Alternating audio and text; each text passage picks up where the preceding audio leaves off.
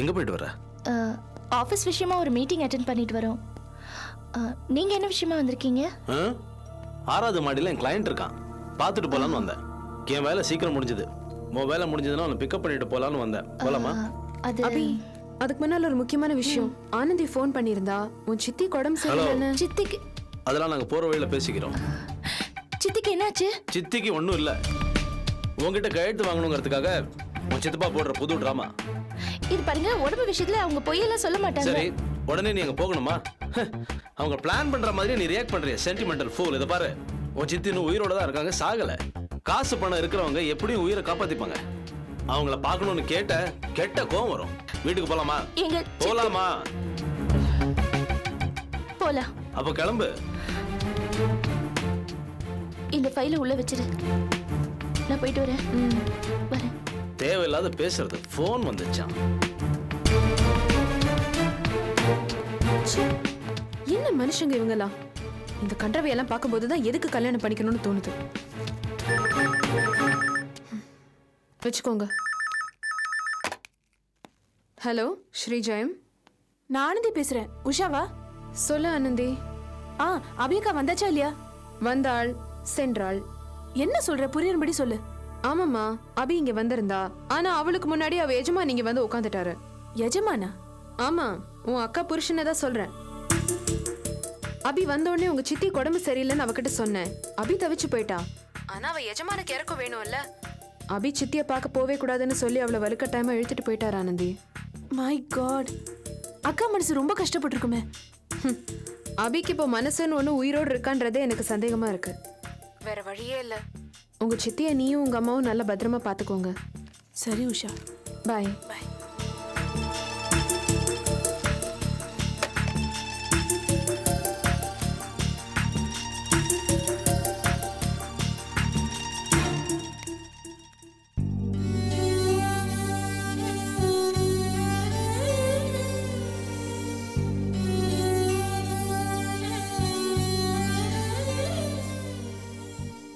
இப்ப கொஞ்சம் உடம்பு தேவையில்லையா?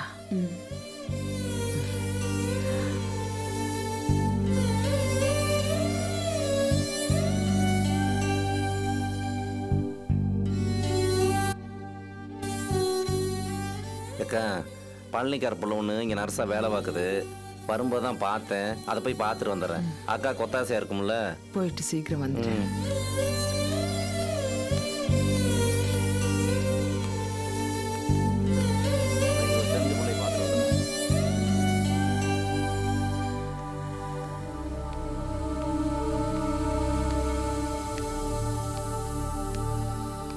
என்ன ஆனந்தி, இப்போவாவது அபி ஆபீஸ்ல இருந்தாளா?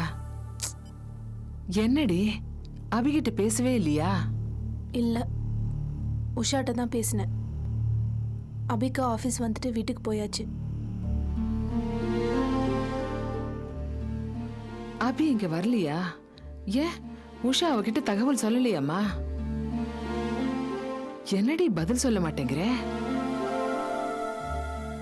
உஷா அபிகிட்ட சொன்னாலாம். ஆனா அந்த நேரம் பார்த்து பாஸ்கர் அங்க வந்துட்டாரு.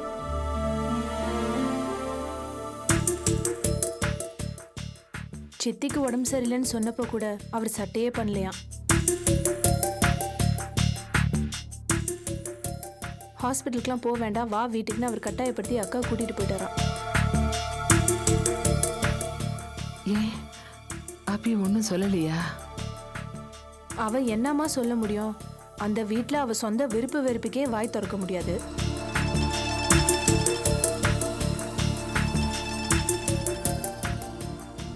விடு ஆனந்தி, மாப்பிள்ளை அபியை அழைச்சிட்டு போனது ஒரு வகையில் நல்லதுதான். என்ன சொல்ற சாரதா? இங்க வந்தா மட்டும் அவ நிம்மதியா இருந்துட முடியுமா? கையில அருவாள் இல்லாத குறையா என் வீட்டுக்காரர் சாமி ஆடிட்டு இருக்காரு. அவ வந்தா அவளையும் வார்த்தையாலே கொதறி போட்டுருவாரு.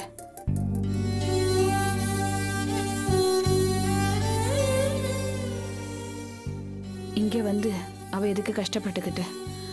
அதுக்கு மாப்பிள்ளையோடய அவ போனதுதான் நல்லது. என்ன ஒண்ணு, எனக்கு உடம்பு சரியில்லைன்னு தெரிஞ்சா அவ மனசு கஷ்டப்படும். மனசால அவ புழுங்கிக்கிட்டே இருப்பா. இதெல்லாம் நினைச்சுக்கிட்டு மனசு அலட்டிக்காது சாரதா. உன் உடம்புக்கு ஒத்துக்காது. அது இல்லக்கா,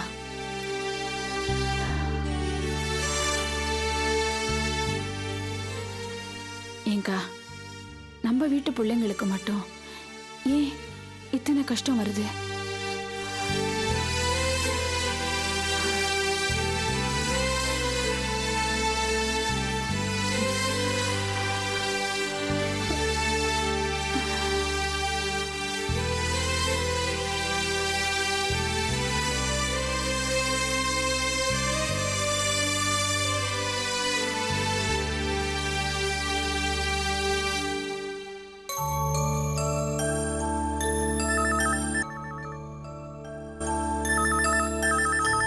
பிள்ளையரப்பா.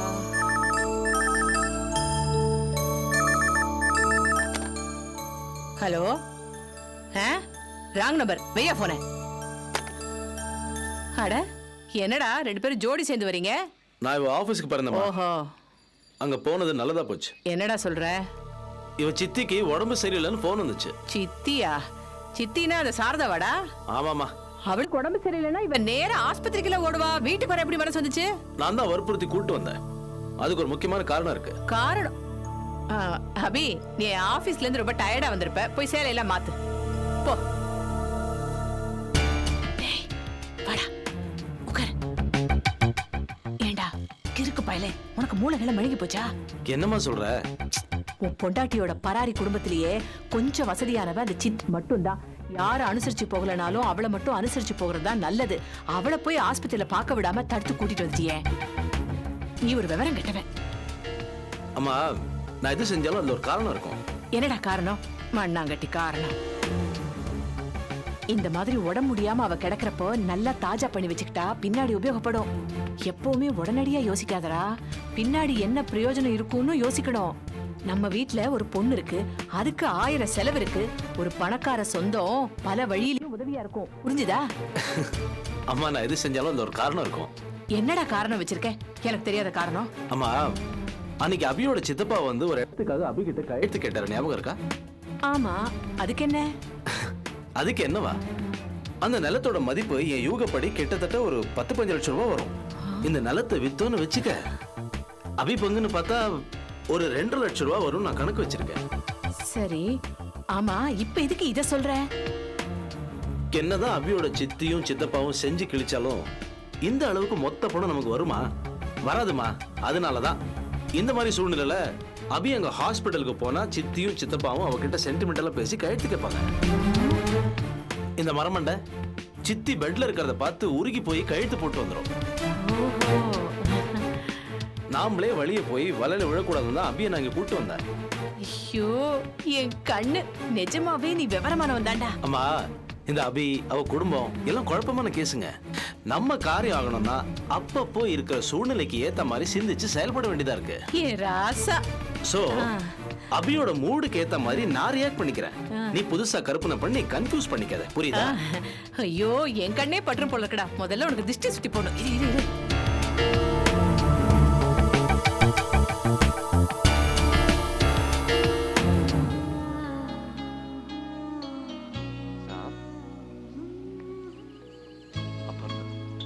अपर्णा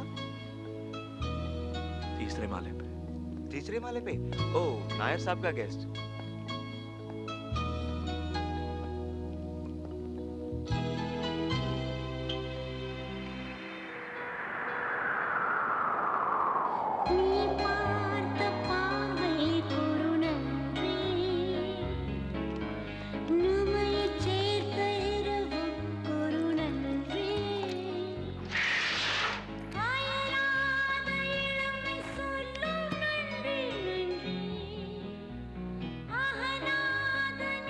அப்பா, என்னப்பா இது?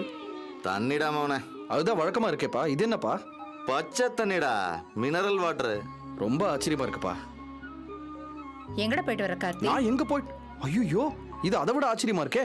Very good. நான் ஒரு முக்கியமான விஷயம் சொல்லலான்னு வந்தேன். அதுக்கு இதை விட்டா வேற சான்ஸே கிடையாது. இந்த சான்ஸை நான் மிஸ் பண்ண தயாரா இல்லை. என்ன எல்லாம் பாக்குறீங்க? வரும்போது யோசிச்சுக்கிட்டே வந்தேன். நீங்கெல்லாம் எப்பவும் போல நார்மலா இருந்தா எப்படி அந்த முக்கியமான விஷயத்த சொல்றதுன்னு. பரவாயில்ல, நீங்க எல்லாம் ரொம்ப வித்தியாசமா இருக்கீங்க, அதனால நான் சொல்ல போறேன். என்ன ஓவரா பில்டப் கொடுக்குற? என்ன விஷயம்னு சொல்லு. எல்லாம் கல்யாண விஷயம் தான். கல்யாண விஷயமா? உனக்கு வேற வேலை இல்ல? இத பாரு சுஜாதா, கல்யாணத்தை பத்தின உன்னோட ஐடியா வேணா வித்தியாசமா இருக்கலாம். அதுக்காக வீட்டுல நடக்க வேண்டிய நல்ல விஷயங்களெல்லாம் நாங்க தள்ளி போட முடியாது. டேய் கார்த்திக், என்ன விஷயத்த சொல்ல வர? அது தெளிவா சொல்லு. எதுக்கு அங்கேயும் இங்கேயும் சுத்தி வர? படிச்சுன்னு சொல்லு. மாப்பிள்ளை வீட்டுக்காரங்கள பார்த்தேன். அவங்கள கிளம்பி பொண்ணு பார்க்க வர சொல்லிட்டேன். மாப்பிள்ளை ரொம்ப நல்ல வேலையில இருக்காரு, இதை நம்ம மிஸ் பண்ண கூடாது. இத பாரு, திரும்ப திரும்ப என் விஷயத்துல நீ பார்த்து மீற. ஒன்னு பண்ணி அது ஃப்ளாப் ஆகி நான் இரிட்டேட் ஆகுறது பத்தாம இப்ப எதுக்கு இன்னொரு மாப்பிள்ளை பொண்ணு பார்க்க வர சொல்லிருக்க? எப்படி சுஜாதா 24 மணி நேரமும் உன்னால உன்னை பத்தியே நினைச்சு பார்க்க முடியுது? உலகத்துல மத்த மனுஷங்களும் இருக்காங்க இல்லையா? நான் கல்யாணம்னு சொன்னது உனக்கு இல்ல. நீ தான் உன் முடிவை தெளிவா அனௌன்ஸ் பண்ணிட்டல. நான் இப்ப பேசுறது சித்ராவை பத்தி. ஏண்டா இப்ப அவளுக்கு என்னடா அவசரம்? பாவம் அவ ஒரு நல்ல வீட்டுக்கு மருமகளா போயாவது வாழ்க்கையில் நிம்மதியா இருக்கட்டுமே. தினமும் இங்கேயே கடந்து நம்ம மூஞ்சியெல்லாம் பார்த்துக்கிட்டு எதுக்கு இந்த சின்ன வயசுலயே அவ மனசுல வாழ்க்கையை பத்தின ஒரு அவநம்பிக்கை வரணும் சொல்லு. டே இடியட் மாதிரி பேசாதடா. நம்ம வீட்ல இருந்தா லைஃபை பத்தி அவநம்பிக்கை வரவே வராது. எந்த சூழ்நிலையும் ஃபேஸ் பண்ணக்கூடிய தன்னம்பிக்கை தான்டா வரும். ஆஹா இல்லப்பா, நான் சொல்றதும் நீங்க சொல்றதும் பார்க்கிறதுக்கு வேற வேற மாதிரி தெரியும். ஆனா கிட்டத்தட்ட ஒரே விஷயம் தான். போச்சுடா. ஏண்டா என் சரக்கு எடுத்து 2 பேருக்கு அடிச்சியா? பேசாம இருப்பா. சரிடா மோனே. ஏண்டா கார்த்திக், நீ முதல்ல ஒரு கல்யாணத்தை பண்ணிக்கோயே. யாரு? நானா? ஆமா, நீ தானே வீட்டுக்கு மூத்த கழுத. அதுக்கு முன்னாடியே ஒரு கழுதை. அதுக்கு முன்னாடியே சுஜாதா கல்யாணம் ஆயிடுச்சு. அவ ஒழுங்கா புருஷன் வீட்டுல செட்டில் இருந்தானா நான் தயங்காம கல்யாணம் பண்ணிக்குவேன். ஆனா அவ இன்னும் இங்கே தானே இருக்கா. அவளும் இங்க இருக்கா, சித்ராவும் இங்க இருக்கா. 2 வயசு பொண்ணுங்களை நம்ம வீட்டுல வச்சுக்கிட்டு நான் எப்படிமா இன்னொரு பொண்ணை கல்யாணம் பண்ணி இந்த வீட்டு கூட்டிட்டு வருவேன்? நல்லாவா இருக்கும் அது? இத பாருமா, என் கல்யாணத்தை பத்தி அப்புறம் யோசிக்கலாம். முதல்ல சித்ரா கல்யாணத்தை பிரச்சனை எல்லாம் முடிக்கிற வழியை பார்ப்போம். பெருசா என்ன பிரச்சனை வரப்போகுது? நம்ம ஊர்ல கல்யாணம் பண்ணிக்கிறது தானே பிரச்சனையே. நீ பாட்டுக்கு இந்த மாதிரி ஏதாவது கருத்து சொன்னீனா மாப்பிள்ளை வீட்டுக்காரன் பயந்து போய் தன்னால ஓடி போயிடுவான். ப்ளீஸ் சுஜாதா, அவங்க வரும்போது இந்த மாதிரி ஏதாவது லெக்சர் பண்ணி அவங்களை துரத்தி விட்டுறாத. ஏய் போது நிறுத்து. நான் இந்த மாதிரி முட்டாள்தனமான ஃபங்க்ஷன்ல கலந்துக்க போறதில்ல. போதுமா? நல்ல முடிவு. நீ வேணா அந்த சமயத்துல ஒரு ரூம்குள்ள இருந்துக்கோ, இல்ல ஏதாவது கேஸ் விஷயமா வெளியில போயிடு. நீ என்ன விரட்டுறது? நான் எங்கேயும் ஓடி ஒளிய மாட்டேன். எனக்கு வேலை இருந்தா வெளியே போவேன், இல்லாட்டி இங்கதான் இருப்பேன். என்ன ஒளிஞ்சுக்க சொல்றதுக்கு யாருக்கும் உரிமை கிடையாது. சுஜாதா உன்னை ஒளிஞ்சுக்க சொல்லல. பிரச்சனை எதுவும் வந்துடக்கூடாது இல்லையா? அதுக்காக தான் சொல்றான். என்ன பெரிய பிரச்சனை வந்துட போகுது? நீ பாட்டுக்கு பொண்ணு பார்க்க வர்றவங்க கிட்ட பொண்ணுங்களை இப்படிதான் நடத்தணும் அப்படிதான் நடத்தணும் லெக்சர் கொடுப்ப. அதை பார்த்து அவங்க பயந்து ஓடிடக்கூடாது இல்லையா? அதுக்காக தான் சொல்றோம். எல்லாரும் முட்டாள்தனமாவே இருக்கீங்க. உங்களெல்லாம் திருத்தவே முடியாது. நாசமா போங்க.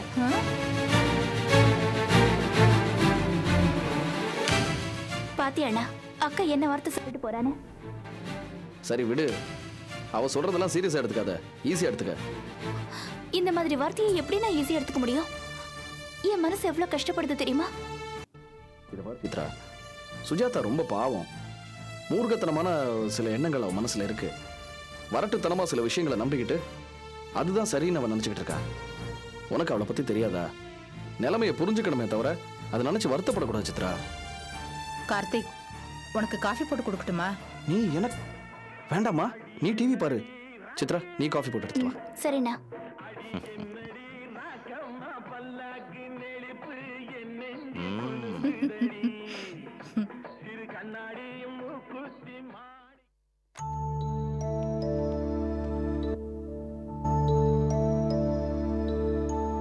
ஹலோ ஹலோ அக்கா, நான் ஆர்த்தி பேசுறேன். சொல்ல ஆர்த்தி. நீ சித்திய ஹாஸ்பிட்டல்ல போய் பாத்தியா? இல்லக்கா, நான் போல. ஆனந்தி அக்காவும் அம்மாவும் தான் போயிருக்காங்க. இப்ப சித்திக்கு எப்படி இருக்கு? இப்ப கொஞ்சம் பரவாயில்லையா. ஆஹா, உடம்புக்கு என்ன ப்ராப்ளம்னு ஆனந்தி சொன்னாளா? லோ பிரஷர்க்கா, கூடவே நர்வஸ் ப்ராப்ளமும் இருக்கான். நர்வ்ஸ் ப்ராப்ளமா? சீரியஸா ஒண்ணும் இல்லையே. பயப்படுற மாதிரி ஒன்றும் இல்லக்கா. ப்ராப்பரா ரெஸ்ட் எடுத்தா எல்லாம் சரியா போயிடுமா. சித்தி எங்க ரெஸ்ட் எடுக்க போறாங்க? அம்மா, ஆனந்தி அக்கா, மாமா எல்லாரும் சித்தி கூட தான் இருக்காங்க. அவங்கள வேலையே செய்ய விட மாட்டாங்க. நீ கவலைப்படாத. சரி. ஏய், உன் கூட துணைக்கு யாரு இருக்கா? அதான் எனக்கு முன்னாடி பிறந்து தொலைச்சிருக்கே ஒரு தடி மாடு, அதான் இருக்கு. ஏய், அண்ணங்கிற மரியாதை இல்லாம என்ன இப்படி எல்லாம் பேசுற? இது பாரு, மனோகர் கூட சண்டையெல்லாம் போடாத என்ன? சரிக்கா, வச்சுடுறேன். ஓகே. அபி, அபி, அத்தை, சிங்க்ல பாத்திரத்தெல்லாம் ஒழிச்சு போட்டிருக்கேன். கொஞ்சம் அதெல்லாம் தேய்ச்சி வச்சுட்டு போய் படு. அத்தை வயித்த வலிக்குது, நான் போய் படுக்கிறேனே. ஆமாம்மா, அவங்க வீட்டுக்கு ஃபோன் பேசும்போது மட்டும் அவங்களுக்கு வயித்தெல்லாம் வலிக்காது. ஆனா நீ ஏதாவது வேலை சொல்லு, அப்ப தானா வரும் வயித்து வித்யா, உன் வயசுக்கு மீறின பேச்சு பேசுற. இடத்துக்கு மீறின பேச்சு பேசுறது நீங்க தான். வீட்டுல உங்களுக்கு வேற வேலையே இல்லையா? காலையில எந்திரிச்சு சீவி சிங்கரிச்சு பேக மாட்டிக்கிட்டு ஆபீஸுக்கு போறேன்னு போயிடுறா. அங்க ஏசி வச்ச ரூம்ல இவ என்னதான் பண்ணிட்டு இருக்காளோ நமக்கு தெரியாது. ஆனா வீட்டுக்குள்ள வந்த உடனே வயிற்று வலி வாய் வலின்னு படுத்துக்கிறா. ஒரு கரண்டியாவது இவ கழுவி வச்சிருப்பாளா? இந்த லட்சணத்துல இந்த மருமகளுக்கு இவர் சப்போர்ட் வேற. ஏமா அபி, டேப்லெட் ஏதாவது வாங்கிட்டு வரட்டுமா? யோ பொசக்கட்ட மனுஷா, அவளுக்கு என்ன வயிற்று வலின்னு உனக்கு தெரியுமாயா? பொம்பளை சமாச்சாரம் உனக்கு எதுக்கு? அவளை ஏதாவது சொன்னா அவளுக்கு அப்படியே பொத்துக்கிட்டு வந்துருமே. ராட்சசி இல்ல நீ.